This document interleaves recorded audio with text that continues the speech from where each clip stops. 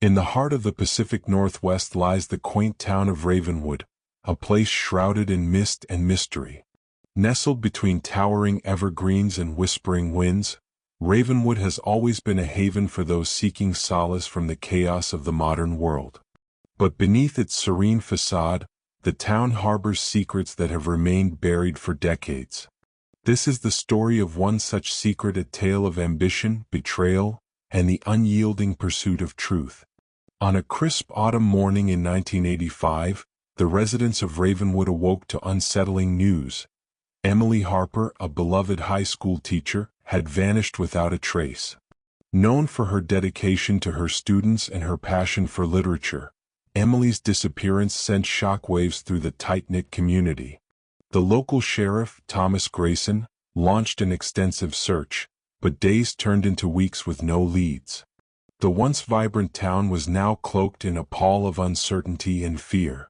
3 decades later, in 2015, aspiring journalist Sarah Mitchell arrived in Ravenwood, drawn by the town's enigmatic aura and a desire to escape her past. While exploring the dusty archives of the local library, she stumbled upon an unfinished manuscript titled, The Shadows of Ravenwood. The author was none other than Emily Harper. The manuscript detailed a fictional account of a town eerily similar to Ravenwood, with characters that bore striking resemblances to its residents. Intrigued, Sarah delved deeper, sensing that the manuscript might hold clues to Emily's disappearance. Sarah's investigation led her to interview longtime residents, each with their own recollections of Emily. Some spoke of her contentious relationship with the school principal, Richard Lawson, over curriculum changes. Others hinted at a secret romance between Emily and a local artist, Daniel Whitaker. As Sarah pieced together these narratives, she discovered that Emily had been researching the town's history, particularly a series of unexplained events dating back to the early 1900s. The deeper Sarah dug, the more she realized that Emily's novel was not just a work of fiction but a veiled exposé of Ravenwood's hidden truths.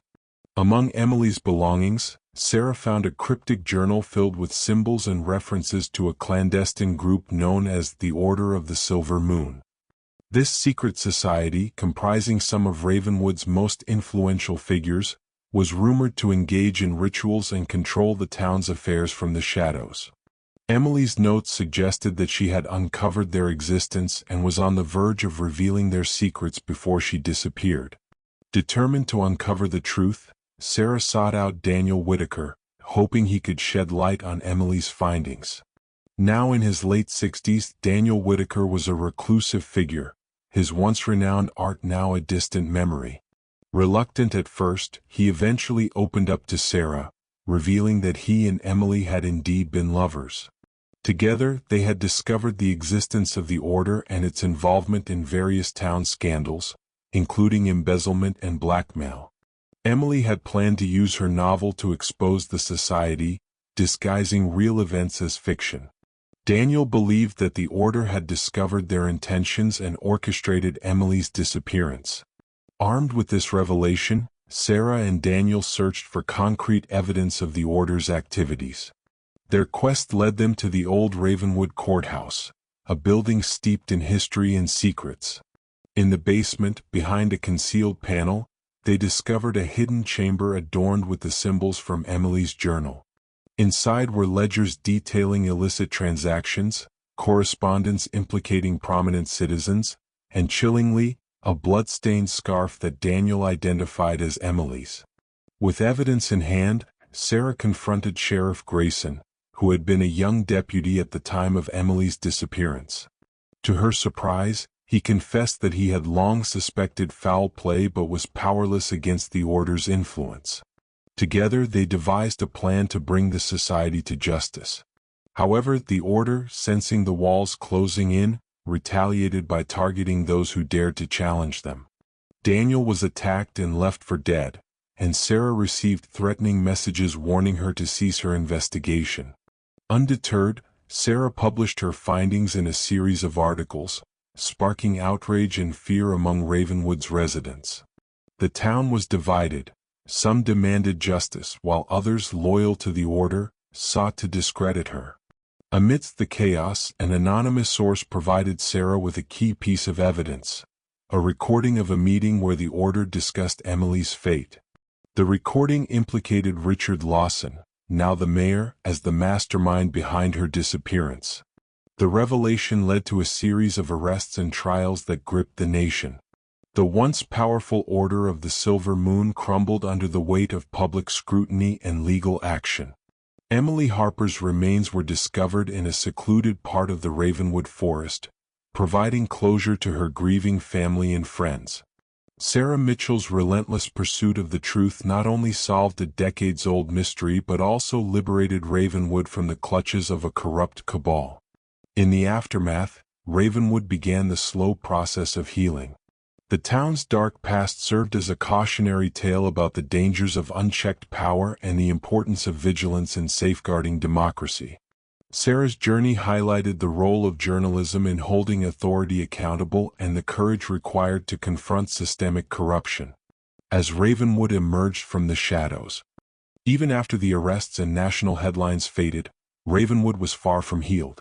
The quiet streets, once blanketed in unease, now simmered with a mixture of relief and unresolved trauma. While the Order of the Silver Moon had been dismantled, the scars it left behind ran deep, especially among those who had unknowingly been complicit through silence. Sarah Mitchell, though hailed as a hero by many, remained an outsider to some. To them she had stirred old ghosts, unmasked neighbors, and peeled back layers of history they would rather forget. But Sarah wasn't seeking applause. She knew there were still unanswered questions, and more importantly, she had a promise to keep to Emily Harper, whose truth had only partially come to light. One evening, while organizing her research files in the small cabin she now called home, Sarah received a plain, unmarked envelope slid under her door. Inside was a short letter written in shaky cursive. "You think it's over?" But the order was only the surface. Follow the symbols beneath the chapel floor. The initials struck Sarah like lightning. It couldn't be Emily, could it? The handwriting was old, but the message was new. Either someone was playing an elaborate hoax, or Emily had left clues knowing someone would eventually come looking. If this was truly her voice echoing from beyond, Sarah had no choice but to listen. The chapel mentioned could only be St. Augustine's, a centuries-old structure nestled at the edge of town. It had long been a place of worship, and according to some rumors, a site of secret ceremonies during the order's prime. Accompanied by Sheriff Grayson, who had since become Sarah's unlikely ally, they visited the chapel under the cover of night. The priest, Father Ellery, a kind but visibly anxious man in his 70s, granted them access after much persuasion. "We've always known this place had secrets," he murmured, unlocking the side entrance. "But I chose to protect souls, not stir the dead." The chapel's stone floor echoed beneath their feet as Sarah scanned the room, eyes searching for anything that might match the symbols from Emily's journal. Near the altar, beneath a weathered tapestry, she noticed an oddly shaped tile, a crescent moon carved into its edge. With tools and caution, they pried the tile loose, revealing a narrow stone passage leading downward. A cold draft spilled out, carrying the scent of damp earth and something older, something hidden for a long time. The tunnel led to a domed chamber, lit only by the beams of their flashlights bouncing off the walls. Strange murals covered every inch, depictions of hooded figures, firelit rituals, and serpentine symbols. In the center stood a stone pedestal upon which rested a weathered tome, the Codex of the Eclipse. Sarah flipped through its brittle pages, discovering confessions, prophecies, and terrifying insights into the Order's deepest secrets. The book detailed rituals not just of power, but of transformation, philosophies that blended paganism, forbidden sciences, and psychological control. But something else caught her eye: sketches of young girls, each with dates beneath their faces. Some were missing persons. One sketch shockingly matched the face of a teenage girl who had disappeared just 6 years before Sarah's arrival. This wasn't ancient history. This was a pattern. And the last date written in red ink was 2016. Sarah's hands trembled. That was the year she arrived in Ravenwood. Suddenly, what Sarah thought was a closed case reopened like a wound. The order hadn't died, it had simply fractured, splintered, and slipped underground like a serpent shedding its skin. Sheriff Grayson was shaken but determined. "This goes deeper than I ever imagined," he muttered. "They didn't just control the town. They manipulated generations." Sarah knew she had to act fast. She contacted Daniel Whitaker's nephew, Elias, a cybersecurity expert from Portland who had long suspected that his uncle's art was more than just symbolic. Together, they deciphered the codex's symbology and digitalized its contents to preserve it. Buried in the codex was a reference to the Three Marks, a trio of initiates prophesied to rebuild the order once it fell. These weren't mere names. They were active members, trained and waiting in the shadows. Sarah had seen this before in the cautious glances of teachers, the subtle silences of town council meetings, and most chillingly, in the eyes of Mayor Lawson's adopted son Malcolm. Malcolm had always been charismatic, brilliant, and adored by Ravenwood's elite. But Sarah's instincts now screamed danger. He had been close to many of the missing girls, and his father had ensured he was kept out of the spotlight during the trial years ago. She began to dig into Malcolm's past and found disturbing patterns. Manipulation, gaslighting, anonymous donations to strange foundations, and encrypted emails traced back to defunct order servers. What she uncovered was alarming. Malcolm had been secretly funding revival camps across the state, masked as wellness retreats, but loaded with rhetoric directly quoted from the Codex. These weren't just remnants. This was a resurrection. Sarah knew exposing Malcolm would take more than evidence. It would take courage, allies, and the full trust of Ravenwood's people. She arranged a secret meeting with former order victims, whistleblowers, and even reluctant former members who had walked away but carried guilt. Together, they formed the Watchlight, an underground resistance movement dedicated to preventing the order's return. With coded flyers, encrypted networks, and careful planning, they began to dismantle Malcolm's influence bit by bit. But the order struck first. One night, Sarah's home was broken into, her research stolen, her car vandalized with the words, "Some truths should remain buried." Undeterred, Sarah took the evidence directly to the state prosecutor, along with dozens of testimonials from those manipulated or harmed by the new order. But Malcolm was ready. Backed by high-powered lawyers and an army of loyal followers, he painted Sarah as a paranoid outsider obsessed with conspiracy.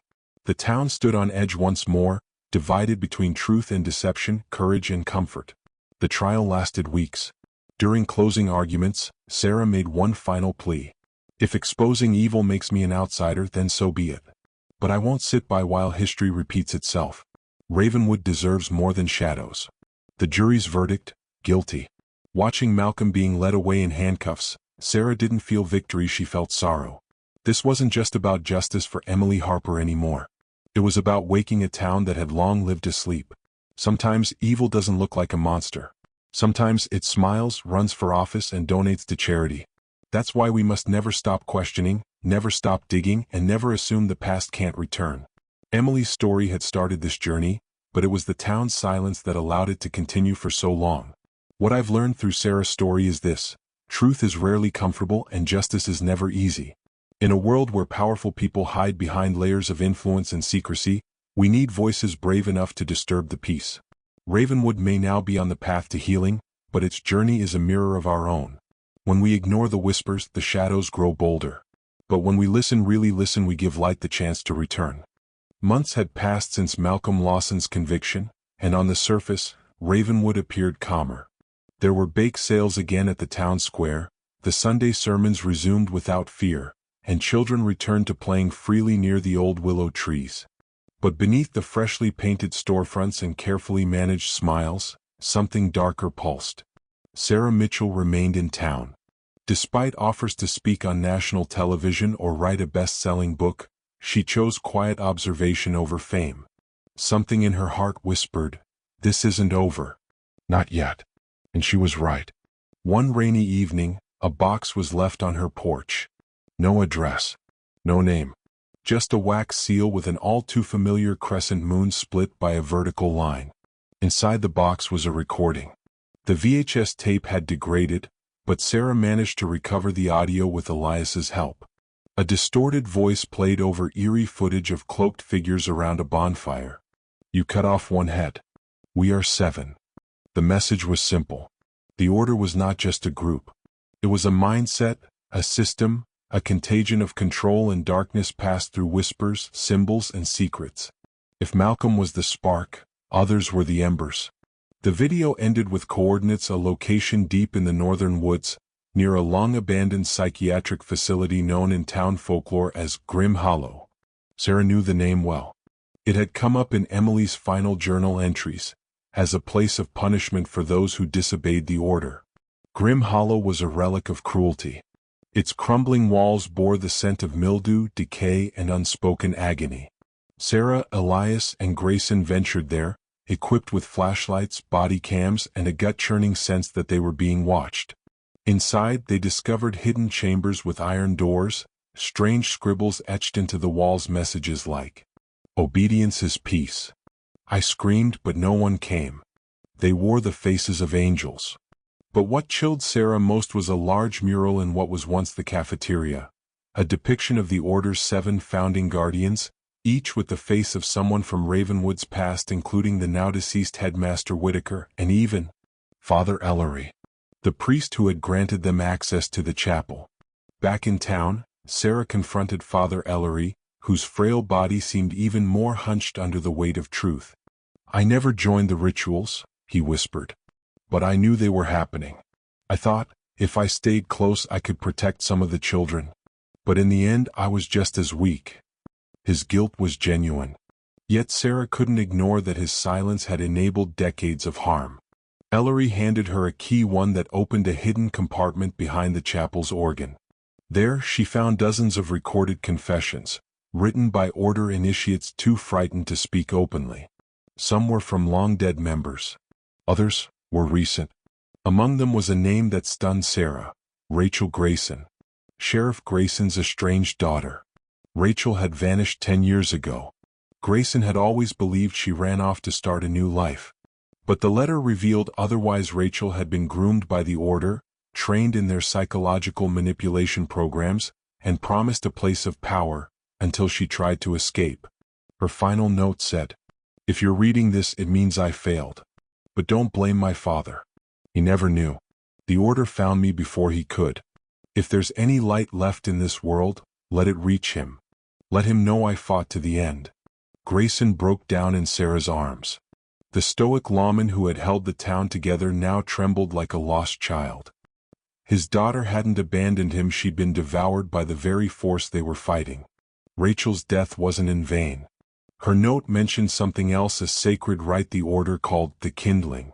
It was the final step in their rebirth ritual, meant to awaken all 7 flames, the new generation of leaders who would usher in the era of perfect order. Sarah and Elias decoded the map included in Rachel's letter. It revealed the locations of the remaining 6 potential leaders, scattered across different towns, institutions, and even private boarding schools. They had little time. One name stood out: Vanessa Doyle, a rising political star campaigning under the slogan, "A Nation in Harmony." Her campaign speeches bore unsettling echoes of the Codex's ideology. Worse, she had once lived in Ravenwood as a foster child. She was one of the 7. Sarah and Elias attended one of Vanessa's rallies. It was held in a sleek auditorium bathed in white and gold.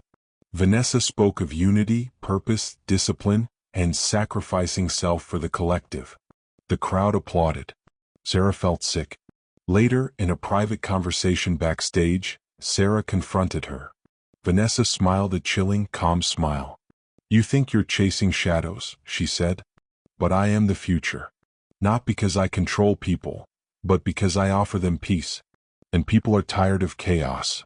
There it was, the true heart of the Order's philosophy: not domination through fear, but seduction through order. And Vanessa was winning. Back in Ravenwood, Sarah called an emergency meeting of the Watchlight. They would need to expose Vanessa and the others before the final phase of the kindling. But they were being hunted. 3 members of the resistance vanished within days. Their homes were ransacked. Their devices wiped.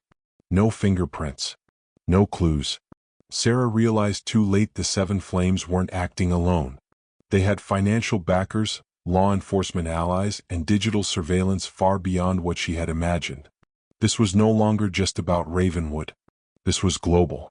With Elias's help, Sarah created a documentary-style video revealing the truth. Using leaked files, hidden recordings, and testimonials, they crafted a narrative so undeniable it shook the internet. Millions watched. Hashtags trended. Investigations reopened. But also, threats increased. Vanessa went silent.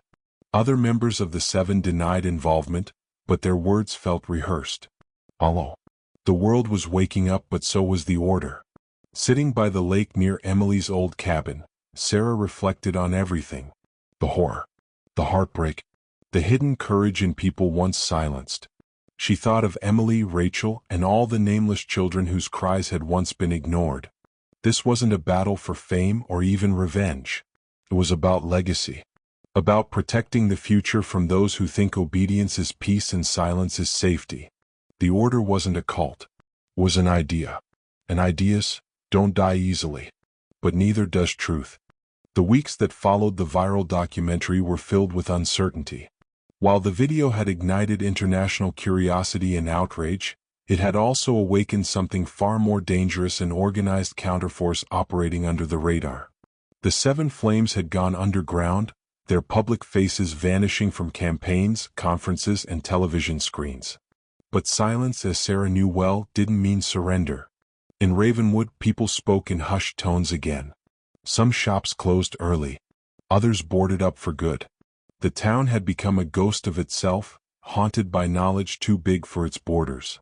Whispers returned, not of ghosts or monsters, but of men and women in suits who smiled too perfectly and asked too few questions. One evening, Grayson stood outside Sarah's porch, holding a package wrapped in brown butcher's paper.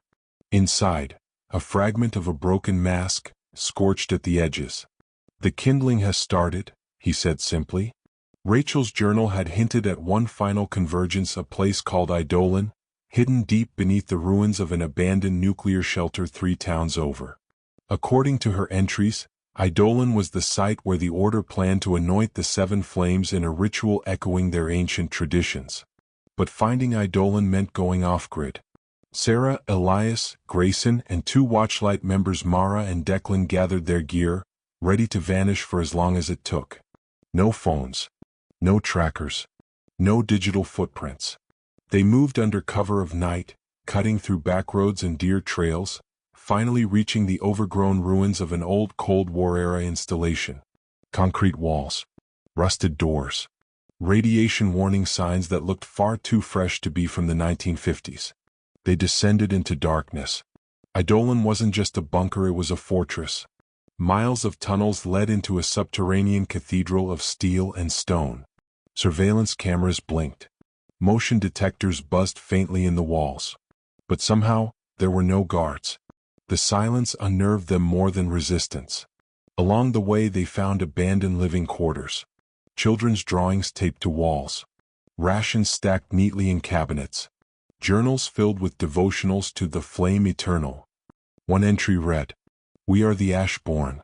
When the world above collapses under its noise, we will rise, ordered and pure." Elias whispered, "This isn't a hideout.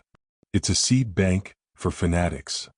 In the chapel at the heart of Eidolon stood 7 pillars, each carved with a face. Vanessa Doyle, a foreign diplomat, a Silicon Valley tech mogul, a military general, a child psychiatrist, a global education leader, and finally, a masked figure labeled simply, the Speaker. The Speaker's face had never been revealed. They were the architect, the one who whispered into the ears of power across decades. But what froze Sarah's blood was the photo tucked into the Speaker's chamber. A faded image of Malcolm Lawson, standing beside a woman with identical eyes. Emily. Not dead. Not forgotten. Transformed. Emily wasn't the Speaker. But she had become something else entirely. The group pieced together surveillance footage and personal letters. Emily had survived her supposed execution. The Order had spared her, believing she had awakened through her suffering, made perfect through pain. They had hidden her, reconditioned her, and ultimately used her as a vessel of obedience. Now she was in Eidolon. Alive. Somewhere. And part of the final ritual. At the core of Eidolon lay a circular chamber, walls of obsidian, a ceiling shaped like an inverted eye. Symbols pulsed faintly on the floor, glowing red like embers under ash. And in the center, 7 robes. One for each flame. A disembodied voice echoed from hidden speakers. "You who rise from ruin, kneel now to order. The world has burned in chaos long enough. We offer stillness, sacrifice, simplicity. The kindling begins." Gas began to seep through the vents. The group scattered. Sarah and Elias rushed toward the far wing where biometric doors barred access. Grayson and Declan stayed back to disable the gas lines. But it was Mara who heard the whisper. Sarah. It was Emily. She stood behind a glass wall, barely recognizable, gaunt, bruised, and dressed in white. Her eyes were empty, yet full of memory. Sarah's heart shattered. The sister she mourned, whose grave she had visited, was alive, but broken. Emily spoke softly. They gave me silence. At first I thought it was mercy. But it was a coffin. Through a fail-safe panel, Elias unlocked the door. Sarah rushed in and held her sister. Emily wept. They think I'll light the seventh flame. But I remember. I remember who I was before the masks. Before the dark. It wasn't too late. Emily gave Sarah one last piece of the puzzle. A command code hidden in the codex, a phrase Malcolm used to repeat. Order is the womb. Rebirth is the knife. Used correctly, it could disable Eidolon's central control grid. They had a chance. As the others fought their way through surveillance drones and collapsing corridors, Sarah reached the central pillar. She typed the phrase into the console. Nothing happened. Then the lights flickered. Walls began to groan. A voice screamed across the complex. The order is eternal. Eidolon was rigged to self-destruct. A failsafe to erase all traces. They had minutes. Grayson covered their exit. Elias carried Emily. Declan triggered the emergency blast doors to open the surface hatch. As the team climbed out into the night, a thunderous roar tore through the ground behind them. Eidolon collapsed in on itself, stone swallowing stone. The kindling had failed. They didn't all make it. Grayson, loyal to the end, had stayed behind. His final words transmitted through a comm link as the structure fell. Tell Rachel. I finally understood. And I'm proud of her. Sarah broke. The next day she sat by the lake again, holding Emily's hand. I thought saving you would fix everything, Sarah whispered. But nothing's ever simple, is it? Emily responded, no. But truth is always worth the pain. Weeks passed. Vanessa Doyle re-emerged, declaring the accusations against her deep fakes. Others among the Seven Flames denied all involvement. The world moved on, half awake, half blind. But not Sarah. Not Elias. Not Emily. They had seen behind the curtain. The order hadn't died. It had only burned its mask. And in the ashes, something else was stirring. In the weeks that followed the collapse of Eidolon, the world struggled to make sense of what had happened. There were no headlines about the underground fortress. No official reports of a massive subterranean explosion. The media, ever curated by unseen hands, focused instead on celebrity divorces and fluctuating markets. The kindling had failed. But the order? It had only shifted. Sarah knew this truth intimately. She saw it in the way Vanessa Doyle emerged from hiding with fresh PR campaigns and billion-dollar partnerships. She watched as news outlets recycled talking points, subtly rebranding the Seven Flames not as villains but as visionaries misunderstood by conspiracy theorists. It was happening again. This time in daylight. Emily remained fragile. Though physically recovered, her mind was a battlefield. They tried to erase me, she whispered to Sarah, tracing the burn scars along her arms. Not by killing me but by rewriting me. Sarah replied, but you're still here. That matters.